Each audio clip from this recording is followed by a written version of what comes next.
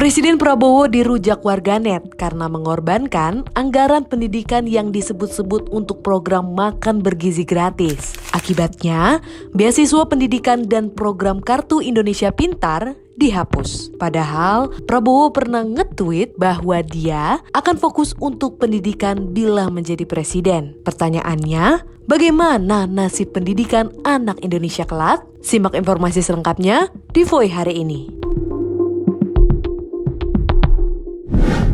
Presiden Prabowo Subianto dirujak warganet di media sosial, khususnya di X atau Twitter.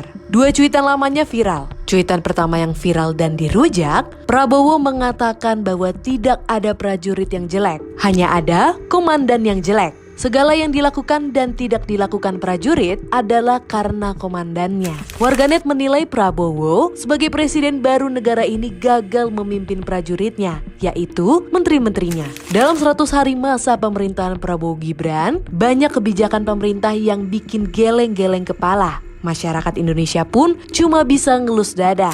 Misalnya, kebijakan Kementerian ESDM yang melarang penjualan LPG subsidi 3 kg di pengecer yang membuat gaduh masyarakat meski hanya beberapa hari saja. Yang terbaru, efisiensi anggaran pendidikan hingga puluhan triliun menyebabkan ratusan ribu mahasiswa terancam putus kuliah dan ratusan ribu siswa terancam putus sekolah. Tak hanya itu, kesejahteraan ribuan guru dan dosen juga terancam. Dampak lainnya, Mendikti Satrio mengatakan ada kemungkinan kenaikan UKT atau uang kuliah semester imbas efisiensi anggaran. Padahal 6 tahun silam, Prabowo pernah mengatakan bahwa dirinya akan fokus dengan pendidikan Indonesia jika terpilih menjadi presiden. Insya Allah sebagai anak dari seorang dosen, pendidikan menjadi prioritas setelah ekonomi. Mohon ingatkan saya jika saya lupa, kata Presiden Prabowo. Diketahui anggaran Kementerian Pendidikan Tinggi, Sains dan Teknologi atau Kemendikti-Saintek dipotong 25% atau senilai 14,3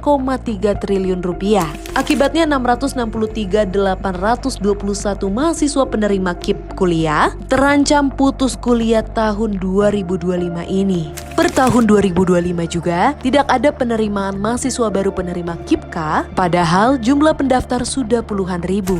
Kemendikti menilai efisiensi anggaran yang dilakukan pemerintah ini menunjukkan bahwa pemerintah gagal memutus rantai kemiskinan karena akan banyak siswa putus sekolah dan mahasiswa putus kuliah.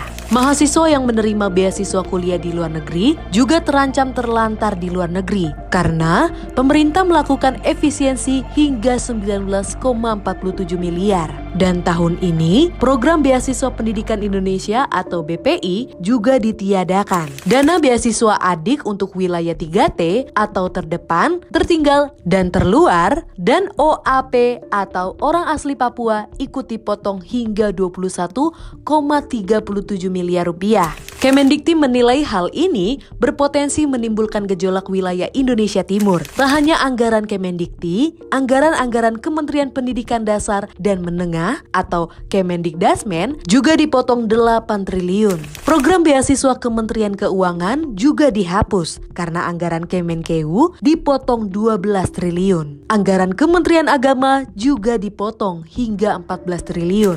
Hal ini tentunya akan berdampak pada program pendidikan keagamaan seperti beasiswa, dana BOS, PPG, dan BOPTN. Kesejahteraan guru di bawah naungan Kemenak juga akan terdampak. Pada bulan Desember 2024 lalu, Prabowo berjanji pendidikan dan kesehatan menjadi prioritas utama dalam APBN 2025. Namun nyatanya, Prabowo hanya memprioritaskan makan bergizi gratis dan ketahanan pangan. Pertanyaannya, bagaimana nasib pendidikan anak Indonesia kelak bila pendidikan tak lagi jadi prioritas?